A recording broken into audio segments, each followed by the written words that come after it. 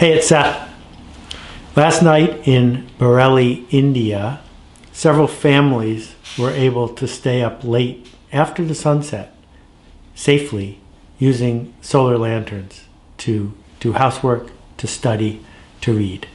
Thousands of miles away in a valley in Kenya, a woman named Lucy is earning enough money to put all her kids through private school because she has a cow that she was able to buy thanks to an organization called Juhudi Kalimo. And about 5 miles from here, there's an elementary school where a young student, a 10-year-old, is learning to fall in love with the cello because a teacher cared enough to show up with his full self and bring some joy to the room.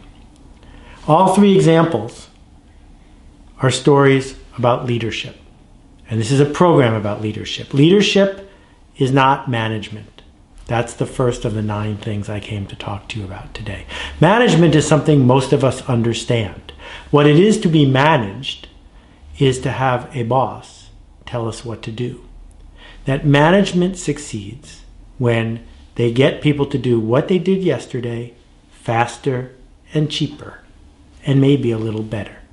That management, and there was an important book called Scientific Management 100 years ago, management is the practice of compliance, of getting people to do what you want, either by paying them, by threatening them, by inspiring them. But what managers do is not leadership.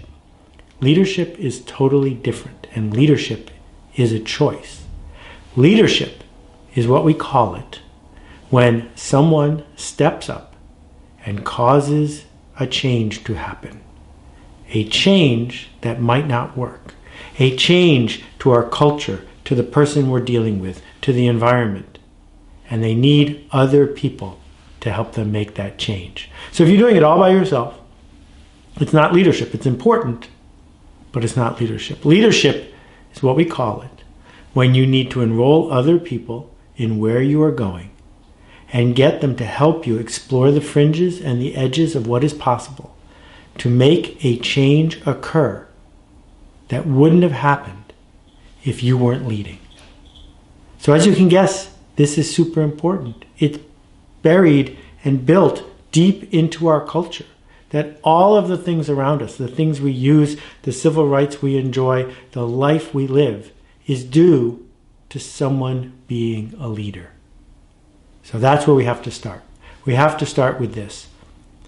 Are you willing to leap and lean forward and lead, or are you instead okay with being a manager? And there's nothing wrong with being a manager. We need managers. Airlines wouldn't fly. Garbage wouldn't get picked up. Things wouldn't get published or printed. Food wouldn't be on your table if it weren't for management. So management's fine. But this is a program about leadership. So the first thing we need to talk about is this.